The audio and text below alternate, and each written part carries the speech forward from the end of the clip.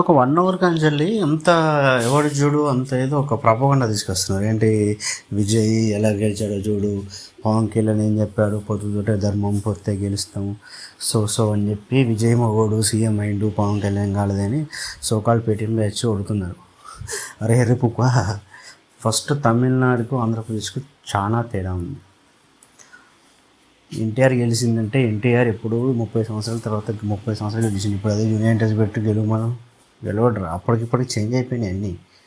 తమిళనాడు అంటావా వాళ్ళు అప్పటికిప్పటికి అదే అట్లే బతుకుతున్నారు. వాళ్ళకి ఇప్పటికీ అదే మూవీస్, వాళ్ళ పుట్టిన పార్టీలే సినిమాలు ఇంటూ పుట్టినాయి.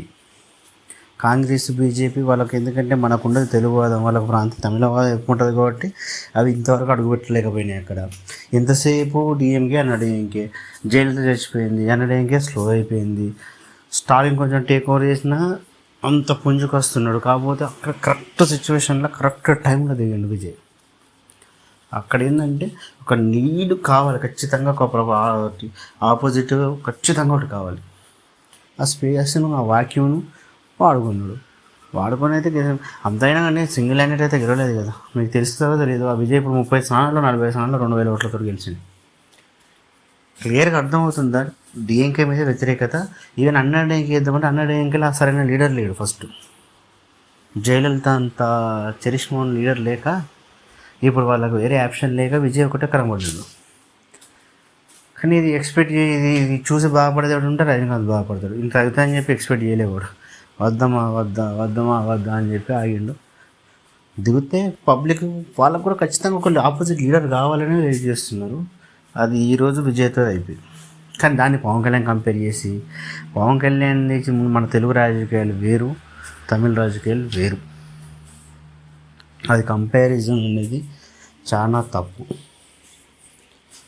అదే కంపారిజన్ చేసుకుంటే విజయ్ ఎప్పుడు వచ్చిందని విజయ్ స్టార్డమ్, పవన్ కళ్యాణ్ రాజకీయం స్టార్ట్ చేసినప్పుడు పార్టీ పెట్టినప్పుడు అప్పుడు ఒక పోలీసులు ఒక సినిమా హిట్ అయింది అనుకుంటా అంతే. అక్కడి నుంచి వెళ్ళే కదా వరుసగా అదే ముగ్గురు డైరెక్టర్లను పట్టుకొని తీసుకుంటా 2024 స్టార్ట్ చేసాడు పవన్ కళ్యాణ్ పార్టీ పెట్టి. అదే పవన్ కళ్యాణ్ వీడు మంచోడైతే మంచి పెద్ద అందరినీ ఒక త్రివిక్రమ్ తప్ప, ఒక కొట్రాసి వాళ్ళు, సుకుమార్ని, సందీప్ రెడ్డి వంగాని, ఓ రాజమౌళితో ఒక 10 సినిమాలు తీసి దిగుతే అయిపో. మరి అప్పుడు ఇంకా వేరే రకంగా ఉండకపోవచ్చు ఇక్కడ. కానీ అన్ని తీసినా కానీ మనం ఓట్లేయం. ఎందుకంటే మన రాజకీయం వేరు. మనకి ఇక్కడ వస్తే ఏంటంటే తెలంగాణ వాదం వస్తుంది, ఆంధ్రవాదం వస్తుంది. ప్రతి ఒక్కరికి ఒక్కొక్క హిస్టరీ ఉంది. మనకు అక్కడ తమిళనాడు లేదు కదా. వాళ్ళందరికీ మేము తమిళలో ఉంటారు తప్ప మేము ద్రావిడియం అని చెప్పి వాళ్ళకి నోట్ల దాకా పెడుతున్నారు అందరూ. అది ఇప్పుడు అర్థమవుతుంది. ఇప్పుడు కేరళ ఇప్పుడు మళ్ళీ జోసెఫ్ విజయ్ వచ్చి ఇంకో రకం పెడతారు చూడండి. తమిళ అంటే టెంపుల్ సిటీ, ఆ టెంపుల్ ఏమైపోతుందో చూడాలి ఇప్పుడు. ఇక అది కదా, అది పవన్ కళ్యాణ్ కంపేర్ చేసి చూసినైతే తప్పది. మన రాజకీయం వేరు, మన తెలుగు వేరు. మన దగ్గర పవన్ కళ్యాణ్ ఉన్నప్పుడు ఎవరండి చిరంజీవి పెట్టాడు. చిరంజీవి పెట్టినప్పుడు ఎక్కువ రాజశేఖర్ రెడ్డి, ఇటు చంద్రబాబు నాయుడు, ఇటు కేసీఆర్, ఎవడు తెచ్చిపోయాడు వ్యాక్యూమ్ ఖాళీగానికి. దాంట్లో కూడా 32% ఓటింగ్ తీసుకొని 17 సీట్లు అంటే నాట్ జోక్ కదా. అంత తెలంగాణలో అది స్లీప్ కేసీఆర్ తెలంగాణ వాళ్ళందరూ కొట్టుకుపోయిండు. ఎక్కడ ఏదో ఒక వ్యాక్యూమ్ ఉంటే కదా ఏదైనా రాజకీయ పార్టీ అయినా ఎవరైనా నెగ్గుకొచ్చేది. అది పోయింది. పవన్ కళ్యాణ్ వచ్చినప్పుడు సపరేషన్ అయిపోయింది. తెలంగాణలో పోటీ చేయలేడు. ఆంధ్రలో పోటీ చేస్తే అప్పటికే వాళ్ళ జగన్ 1,400 లక్షల కోట్లు ఉన్నాయి. ఇంకా చంద్రబాబు నాయుడు ఉన్నాడు, ఇంకా వాడు కావాలి. ఇక ఈ పవన్ కళ్యాణ్ వేరే వాళ్ళిద్దరూ ఏదో ఒకటి వీక్ అయ్యేదాకా, ఈవెన్ పవన్ కళ్యాణ్ స్ట్రాంగ్ అయ్యేదాకా ఎన్ని ఎలక్షన్స్ వచ్చినా ఇదే. కాకపోతే పవన్ కళ్యాణ్ చేసిన మంచి పని ఏంది, ఇప్పుడు గవర్నమెంట్ అలయన్స్ తీసుకొని క్యాడర్ పెంచుకుంటున్నాడు.